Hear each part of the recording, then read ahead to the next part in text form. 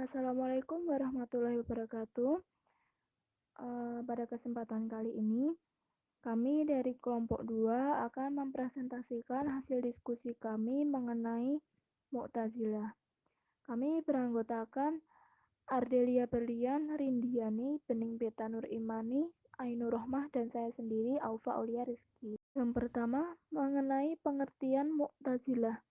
Istilah Mu'tazilah berasal dari kata iktizal yang berarti memisahkan diri. Asal-usul nama ini diberikan Wasil bin Atta karena tidak sependapat dan ia memisahkan diri dari gurunya Hasan al-Basri. Secara harfiah, Mu'tazilah berasal dari kata iktazalah yang berarti terpisah atau memisahkan diri, yang juga mempunyai arti menjauh atau menjauhkan diri atau juga mengasingkan diri. Mu'tazilah adalah salah satu aliran teologi dalam Islam yang dapat dikelompokkan sebagai kaum rasionalis Islam.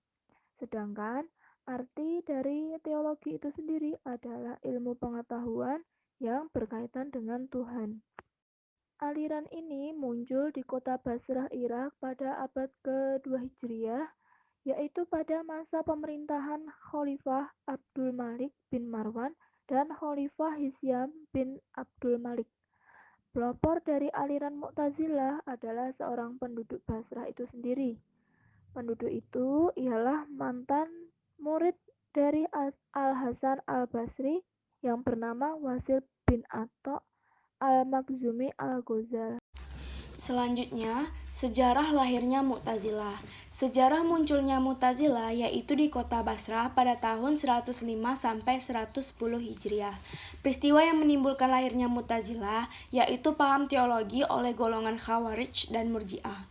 Kata I'tazalah dan Mu'tazilah menurut penulis sejarah Al-Tabari dan Abu Al-Fuda memang sudah dipakai pada zaman itu.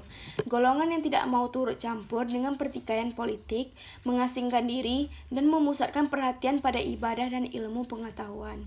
Situasi umat Islam terpecah menjadi beberapa golongan yaitu Khawarij, Syiah, dan Murji'ah yang saling membantah satu sama lain dan mempertahankan pendiriannya sendiri. Untuk mengatasi perbedaan pendapat, Mu'tazilah menjadi konsepsi jalan tengah untuk pendapat-pendapat yang berbeda. Mu'tazilah muncul dengan pikiran yang bertujuan menyelamatkan Islam. Usaha yang dikenalkan Mu'tazilah adalah ilmu kalam.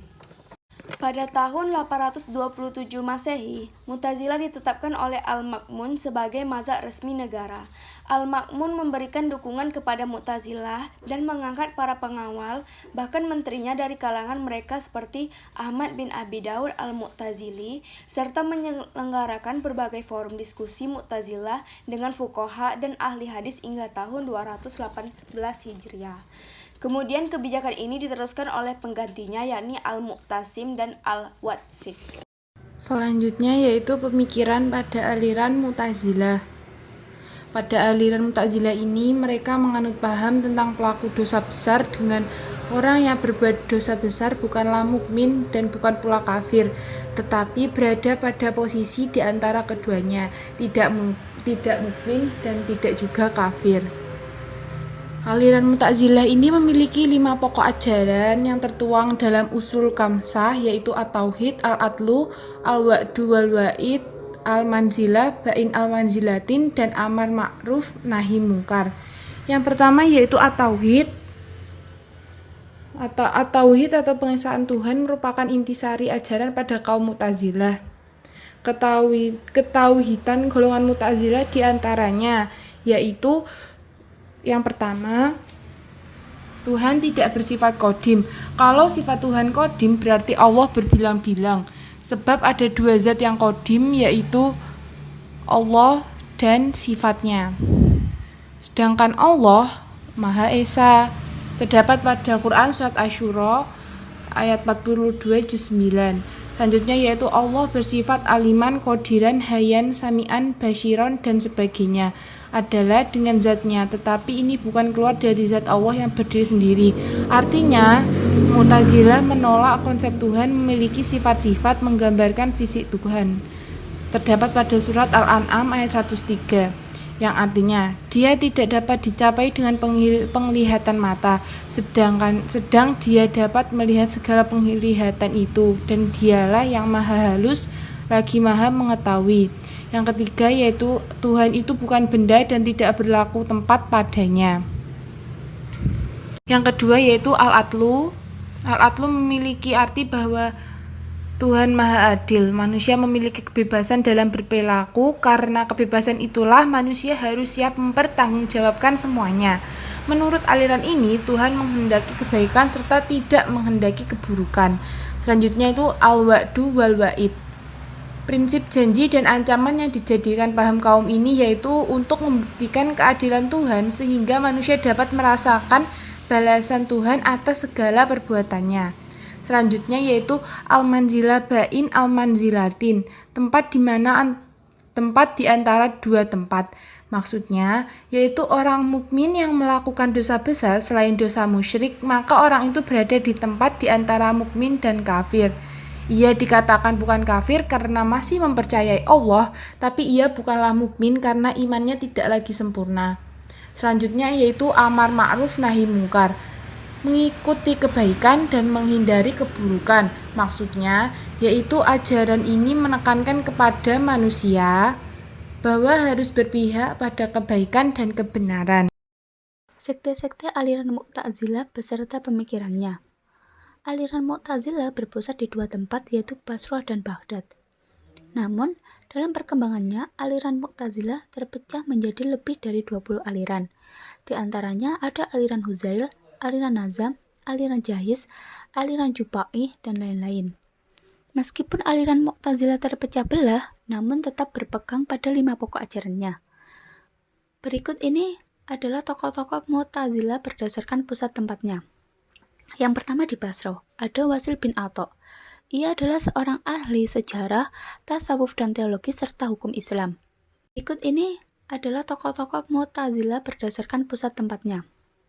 Yang pertama di Basrah, ada Wasil bin Atha. Ia adalah seorang ahli sejarah, tasawuf dan teologi serta hukum Islam. Berikut ini merupakan pemikiran dari Wasil. Nafi al-sifat. Menurut Wasil, Allah tidak memiliki sifat, karena jika Allah memiliki sifat, maka Allah tidak esa lagi. Peniadaan sifat ini bertujuan agar tidak ada ta'dud al-qudama, yang berarti Allah tidak lagi satu, melainkan dua atau lebih. Al-manzilah bain al-manzilatain, yaitu jalan tengah bagi orang-orang yang berbuat dosa besar, yakni berada di antara mukmin dan kafir, yang disebut sebagai fasik. Al-Qadariyah. Wasil berpendapat bahwa Tuhan Maha Adil. Politik. Wasil berpendapat bahwa golongan yang terlibat dalam perang Siffin dan melawan Ali, maka golongan tersebut telah melakukan dosa besar. Serta Wasil tidak memberikan hukuman bagi orang yang bertikai, serta tidak memihak maupun membenarkan pada salah satu yang bertikai. Kedua ada Amr bin Ubaid. Amr merupakan pemuka pertama Mu'tazilah yang juga ipar dari Wasil. Dalam pemikirannya, Amr hampir setuju dengan semua pemikiran Wasil, kecuali dalam masalah Ali. Amr memandang semua golongan yang terlibat dalam peperangan tidak dapat dinyatakan di pihak mana yang bersalah, namun pasti ada pihak yang bersalah. Yang ketiga ada Hudail al-A'laf. Beliau berpendapat bahwa Allah Maha Mengetahui, serta irodat merupakan sifat perbuatan Allah yang bermakna bahwa adanya hubungan antara Allah dan makhluknya, serta Allah menciptakan alam beserta seluruh isinya dengan tujuan untuk kebaikan dan manfaat bagi manusia. Yang keempat ada Al-Nazam. Al-Nazam berpendapat bahwa ketika orang awam menerima berita, maka mereka akan menerima atau menolak tanpa pradugaan. Al-Nazam berpendapat bahwa mukjizat Al-Quran tidak terletak pada rangkaian kata dan kalimatnya, namun terletak pada muatan, isi, dan kabar yang dibawa. Yang kelima Al-Jahiz. Beliau berpendapat bahwa manusia memiliki kemampuan dalam melakukan perbuatannya, sedangkan pengetahuan bukan bagian dari perbuatan manusia, karena perbuatan lahir dari indera atau melalui penalaran. Yang terakhir adalah Al-Juba'i. Beliau berpendapat bahwa Allah Maha Mengetahui, berkuasa, dan hidup melalui esensinya. Yang kedua di kota Baghdad, ada Al-Bishr bin Al-Mu'tamar. Beliau berpendapat bahwa orang melakukan perbuatan dosa besar jika mengulanginya, maka ia akan disiksa, meskipun sudah bertaubat sebelumnya. Namun, jika ia bertaubat dan tidak mengulanginya, maka taubatnya dapat menghapus dosa-dosanya. Yang kedua ada Abu Musa al-Murdar. Berpendapat bahwa orang yang mengatakan Allah dapat dilihat dengan mata kepala dan perbuatan manusia diciptakan oleh Allah ialah orang kafir. Dan yang terakhir adalah Sumamah bin al-Asyiros yang berpendapat bahwa orang fasik akan didera jika ia enggan bertaubat. Relevansi Mu'tazilah di zaman milenial. Meskipun Mu'tazilah dalam wujud aliran sudah tidak berkembang, namun ada fenomena bahwa di abad modern ini pemikiran dan paham-pahamnya kembali muncul. Ajaran Mu'tazilah sebagian masih muncul, terutama di kalangan Syiah Zaidiyah.